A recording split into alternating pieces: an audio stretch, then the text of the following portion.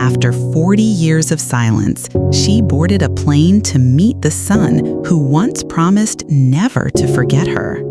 She was just a village girl once, uneducated, unwanted, unstoppable. This is the story of a mother's strength, a son's journey, and a reunion that will touch your soul. My name is Elena. I'm 87 years old, and life has carved its story into every wrinkle on my face.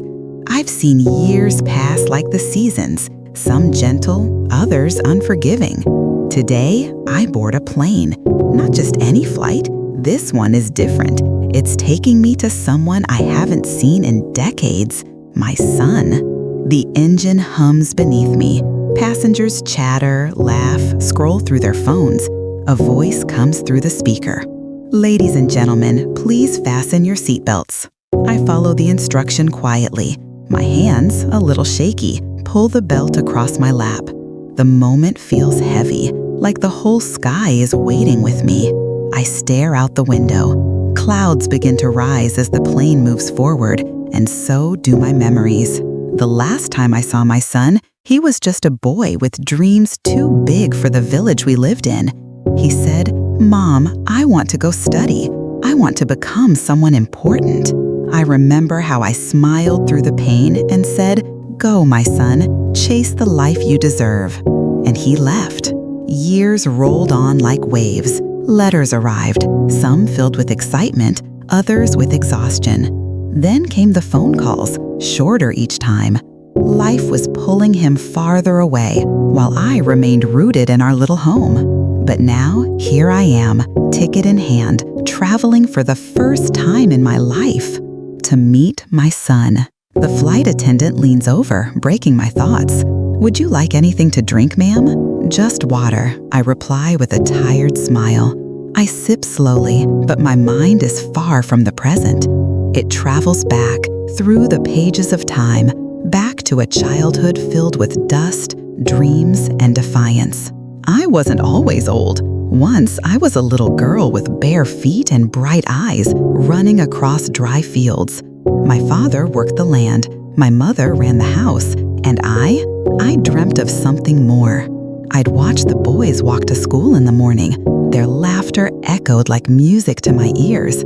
I wanted to go too. I asked my father, "Can I go to school?" He laughed. "Girls don't need books, they need to cook." But I wasn't content with that answer. At night, I'd steal scraps of paper and trace letters under the flickering light of a lantern. My mother would whisper, "Elena, sleep." And I'd whisper back, "Just one more word, Mama." Years passed. I taught myself, slowly, secretly. I learned enough to dream bigger. But then came the day. "You must marry," my father said. I refused. He called it rebellion. I called it survival. I left home with nothing but my name and a fire in my soul. I walked to the next town, knocked on doors, begged for work. People mocked me. "You, a girl from nowhere? What can you do?" "Anything," I said. A kind woman finally gave me a job in her tiny shop. I cleaned floors, stacked shelves, learned the numbers and names of things. She saw something in me. She taught me more. I learned fast. Soon, I wasn't just cleaning. I was selling, laughing, belonging. Then, one day, I opened my own store. Tiny, but mine. And then he walked in. A man with gentle eyes and a curious smile. He said, "You have fire in you." We fell in love, not with promises, but with shared strength. We married. We built a life. And then our son was born. Oh, how I held him that first night. I looked into his eyes and promised him the world. "You will have the life I never did. You will learn, dream, become everything." And he did. Years later, he stood tall and said, "Mom, I got a scholarship in the city." And again, I smiled through my tears. "Go, my son, fly as high as you can." He left, grew, changed, and life moved on without him. At first, he called often, then less, then just messages. "Sorry, Mom, I'm busy." And eventually, silence. I waited, years blurred.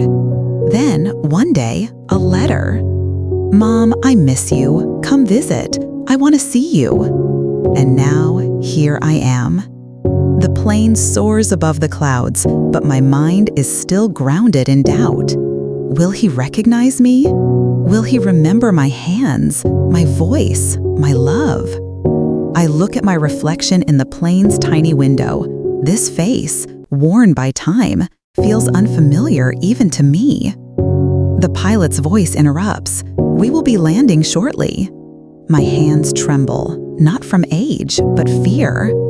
What if he's not there? What if I'm just a memory he wants to forget?